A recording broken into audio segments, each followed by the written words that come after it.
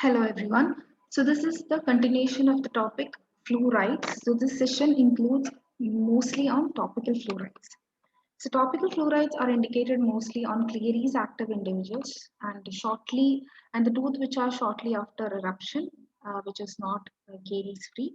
In cases of xerostomia, who receives radiation therapies after periodontal surgeries when there is a root exposure, then fixed and removable prosthesis, then in case of mentally and physically challenged children. So in all these conditions, topical fluoride therapy can be indicated.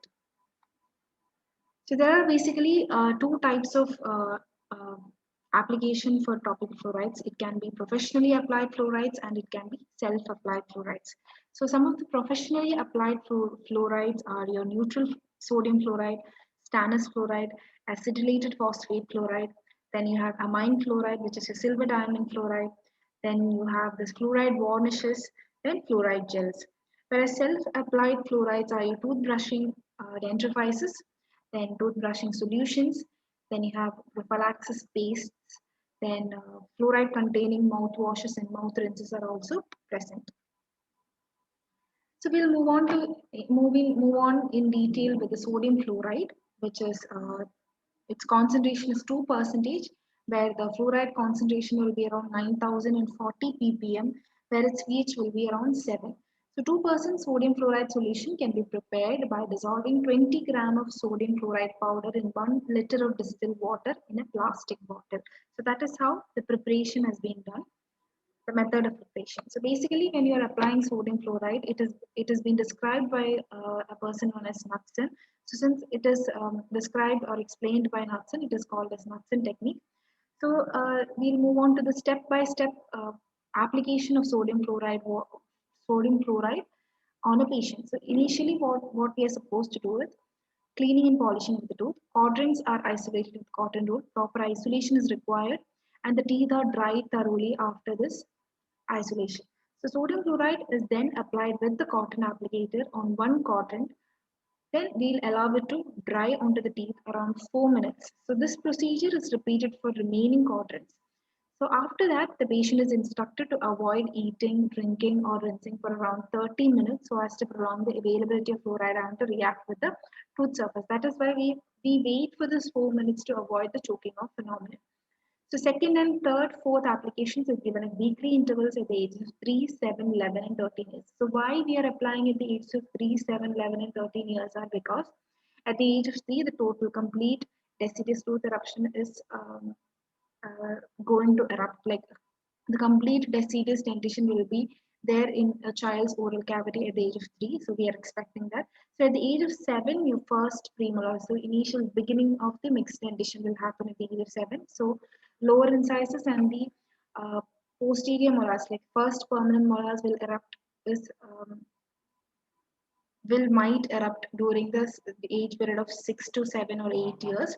So 11 years you will have the eruption of second permanent molar, and around 13 years the maximum of a permanent dentition will be present when the child is around 13 years. So it is during all these eruption periods that we are expecting the fluoride application in an individual.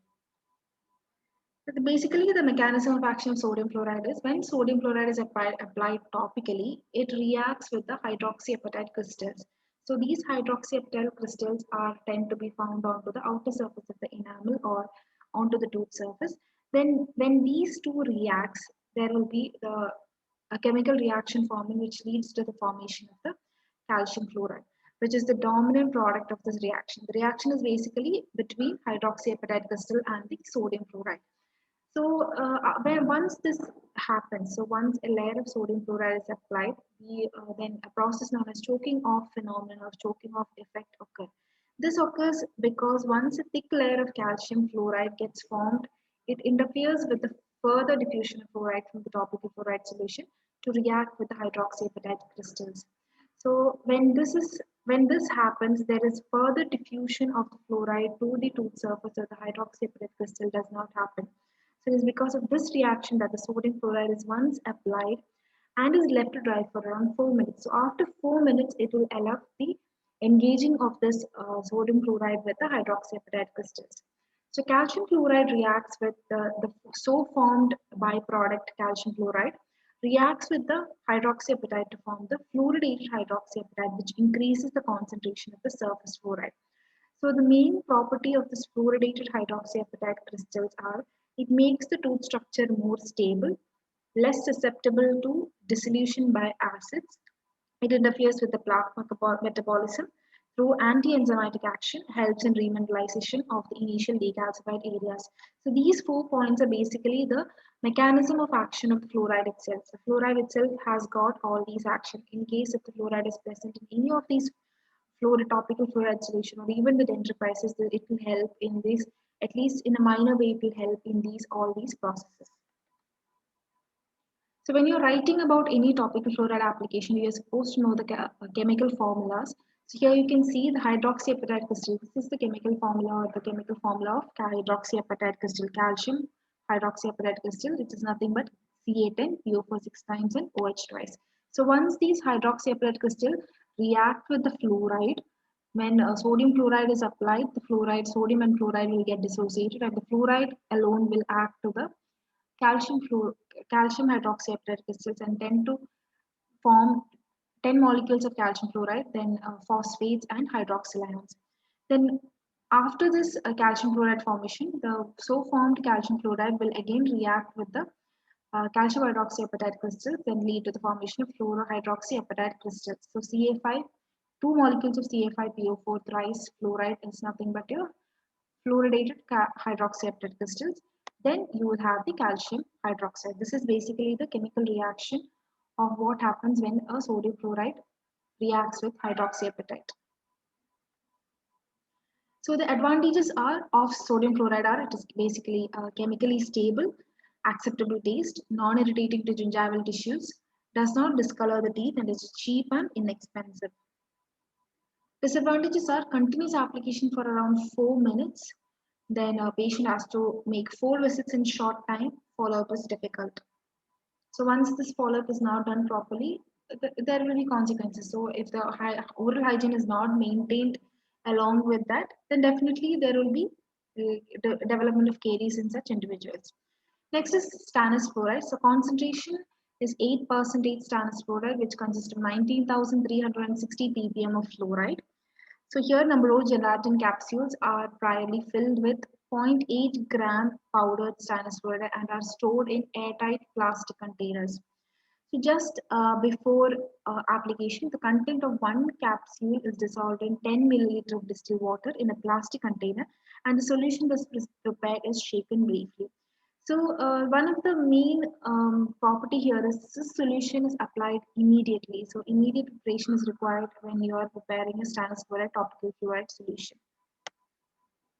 So the method of application is it was described by Muller in 1957. Hence it is called as Muller's technique.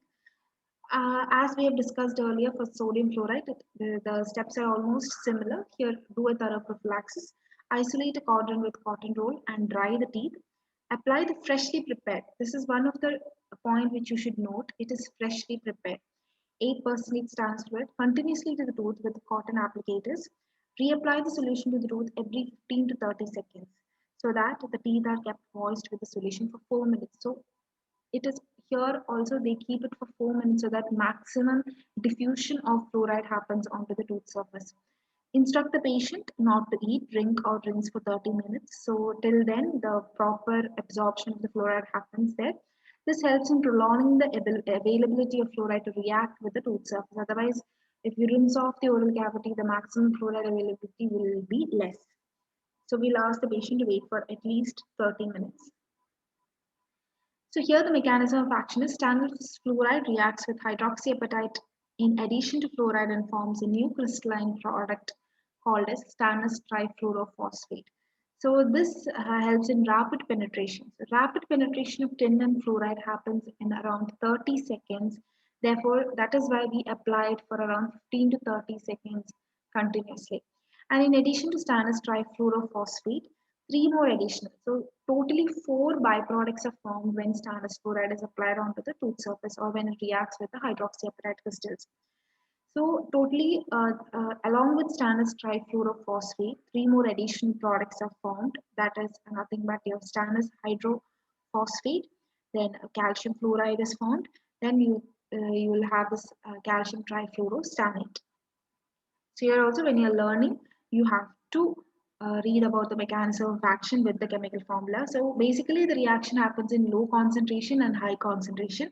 Low concentration means when you're writing, write two molecules of stannous fluoride. So calcium hydroxyapatite reacts with two molecules of stannous fluoride. In that condition, you can the byproducts formed are calcium fluoride, then tin hydroxyphosphate. Tin hydroxyphosphate is formed, and then you have the calcium phosphate.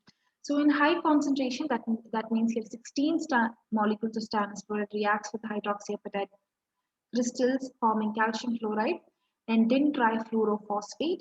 Then you have tin hydroxyphosphate, then your calcium trifluorostannate. So once this calcium, once these three products are formed, then the so formed calcium fluoride will again react with the two molecules of hydroxyapatite crystals to form the calcium fluorapatite crystals.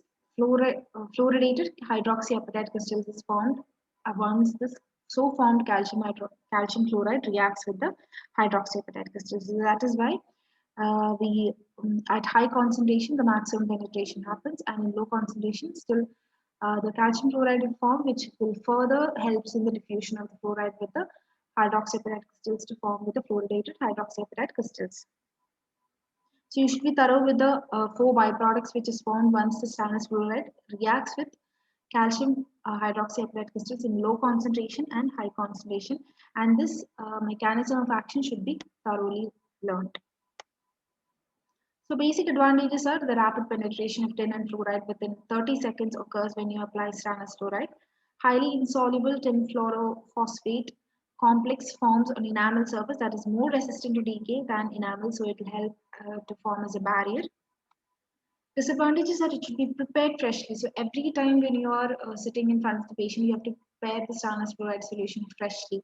And it has low pH, so it will have a metallic taste, causes gingival irritation, produces discoloration of the teeth, causes staining on margins of the restoration. So these are the major disadvantages of stannous fluoride. Next is the acidulated phosphate fluoride. So the amount or the concentration is 1.23% fluoride APF, which includes 12,300 ppm with a pH of 3 in a solution. Whereas gel, you will have 23% of fluoride consisting of 12,300 ppm, and it has got a little more higher pH than the solution, which is around 4 to 5. So the method of preparation of solution is easy. To prepare APF solution, we dissolve 20 grams of sodium chloride in 1 liter of zero point 0.1 molar of phosphoric acid. So to this, we'll add 50% hydrofluoric acid to adjust the pH to around 3 and fluoride concentration to around 1.23%. So whereas in gel, the preparation goes the same way, but we'll have a gelling agent. We'll add a gelling agent, which is either methyl cellulose or hydroxyethyl cellulose, and we'll adjust the pH around 4 to 5.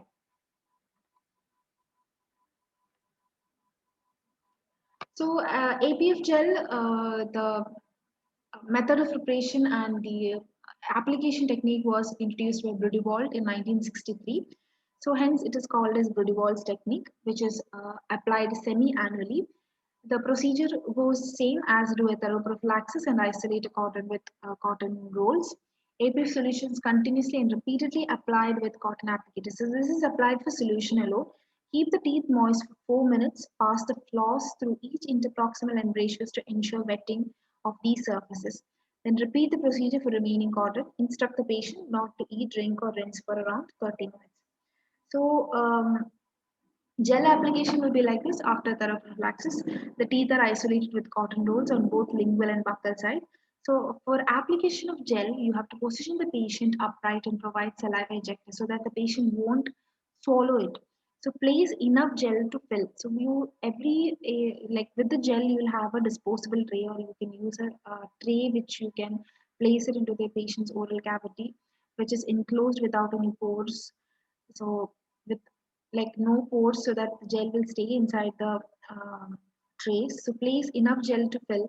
So when you are applying it onto the tray, it should be filled around 1/3 of the trough area of the tray so that it is sufficient to cover the dental arches, and it shouldn't be more because excess will flow out. There are chances of the patient ingesting that.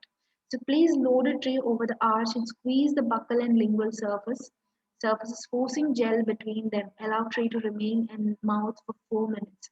So this is how, so when the pressure is applied or squeeze, when you are placing the tray with the loaded fluoride gel, so when you are placing that, squeeze it onto the buccal and the lingual surfaces. So this will basically force the gel to go in between the interdental surface, and it will basically cover the whole surface of the tooth. So this should be kept inside the oral cavity for 4 minutes. They instruct the patient to expectorate immediately and avoid drinking and eating for the next 30 minutes. So the recommended frequency of APF topical application is semi-annual. So 6 months, after 6 months you can apply it. But the age group goes as the same 3, 7, 11, and 13 years. So the mechanism of action of APF is when APF is applied onto the teeth, initially leads to the dehydration. Dehydration and shrinkage in the volume of the hydroxyapatite crystal. So here, once the dehydration of the hydroxyapatite crystal happens, so there will be hydrolysis and formation of an intermediate product which is highly unstable. The intermediate product formed is dicalcium phosphate dihydrate, DCPD, dicalcium phosphate dihydrate. So this DCPD is highly reactive with fluoride, leading to formation of a fluorapatite crystal.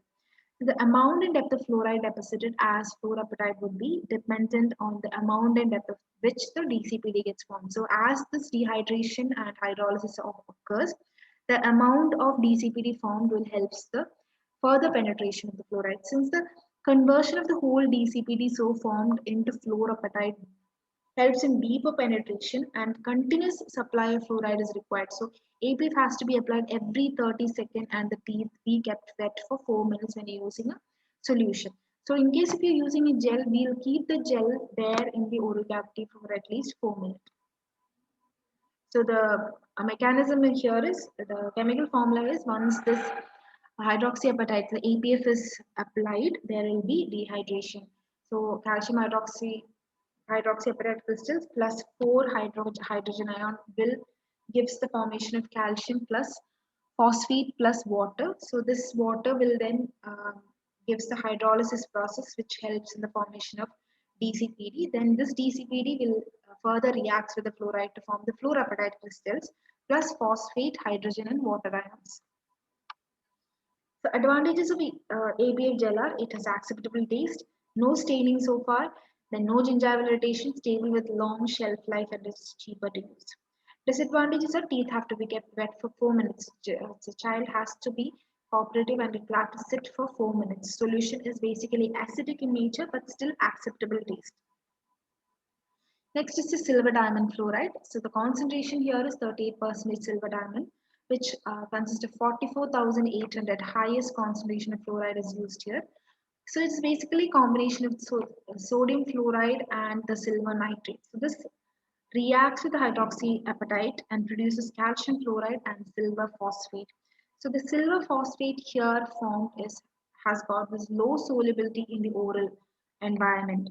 So STF further inhibits dentin remineralization. It basically prevents the collagen breakdown, increases the dentin hardness. Silver has also a property known as antibacterial property. So it will these properties will go hand in hand with the remineralization process and increasing the dentin hardness. The method of application is nothing but prophylaxis is required. Vaseline is applied onto the adjacent soft tissue to avoid the staining process. Isolation with cotton rolls. Suction and drying should be continued along when you are applying. Application with a micro brush. After that, wash with water. No, it is not basically recommended for deep cavities where pulp is involved. So whenever you are asked to write about any of these topical fluorides like sodium fluoride, stannous fluoride, APF or silver diamond fluoride, you are supposed to write all these points. Fluoride concentration which is used, method of preparation, method of application, its mechanism of action which includes the chemical formulas and the reactions, Then you're supposed to write about the advantages and disadvantages. Next comes your fluoride varnishes. So fluoride varnishes are basically the two most important or most commonly used varnishes are your Durafet. Durafet is nothing but a sodium fluoride varnish which contains around 2.26% fluoride in organic lacquer. And then you have the fluor protector, which the basic component of fluor protector is your silane fluoride with 0.7% of fluoride. So fluor protector is basically a colorless polyurethane lacquer which is dissolved in chloroform and dispensed in 1 milliliter ampules. And the fluoride component is a difluorosilane because as you know the major component is difluorosilane. The fluoride content in fluor protector is around 0.7% by weight and the active fluoride available will be around 7,000 ppm. And Durafit is a sodium chloride in varnish form containing 22.6 milligrams of fluoride per milliliter, which is around 22.26 percentage. Then this is basically suspended in an alcohol solution of natural organic varnishes, and it is available in a bottle form, which has got around 30 ml. Where it is a suspension, it will be in a suspension form which contains 50 milligrams of sodium fluoride per milligram. Then the active fluoride available will be around 22,600 ppm. The mechanism of action is basically the same way. The mechanism of action of fluoride will be applicable here. So in Durafet, the sodium fluoride in varnish form with a neutral pH is present, where fluoride keeps on slow release. So since we are applying it as in a paint base, we'll be applying it onto the tooth surface, and it will slowly release and continuously it reacts with the hydroxide crystals of enamel over a longer period of time. So when you compare it with the solution in gel, the varnishes will have a reaction for a longer period of time and it leads to the deeper penetration of fluoride and more formation of fluorapatite crystals will be there. So a chemical reaction happens the same. There will be higher concentration of fluoride which is reacting onto the hydroxyapatite crystals leading to the formation of the calcium fluoride, and this calcium fluoride will further penetrate into these hydroxyapatite crystals which help in the formation of fluorapatite crystals.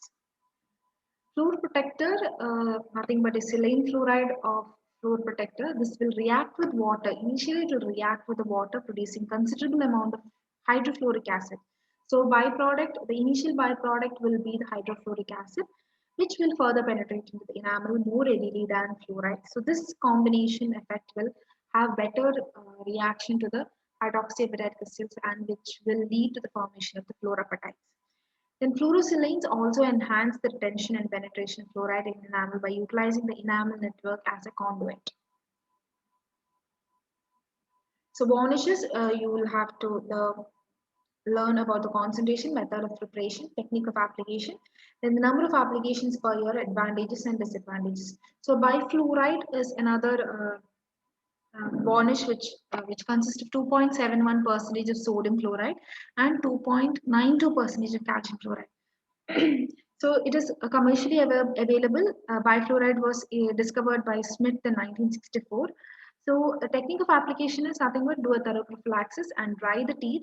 Here, when you're applying a varnish, what you're supposed to know is you should not use a cotton for isolation, as this varnish might get like it will be sticky and it will tend to stick onto the cotton. So you better avoid the cotton roots. So drop the varnish into a brush or a foam pellet. Paint the varnish thinly first on the lower arch as saliva collects more rapidly on it. So first preference should be a lower arch and then onto the upper arch starting from the proximal surface. After that, layering should be done. Layering which are too thick, separate too easily, then instruct the patient not to. So after this, patient do not rinse or drink anything at all for the day. For at least 1 hour, they shouldn't do that. Do not eat solid for that day. Take liquids and semi-solid till next morning. So maximum, you should let them know that like soft food or something, and do not use dairy product because these dairy products will tend to react with the fluoride and the availability of fluoride will be very less. And you can tell them that not to brush on that day. So number of applications are semi-annual application. So it will go same with the form also. So form will contain the fluoride concentration for only 0.92%.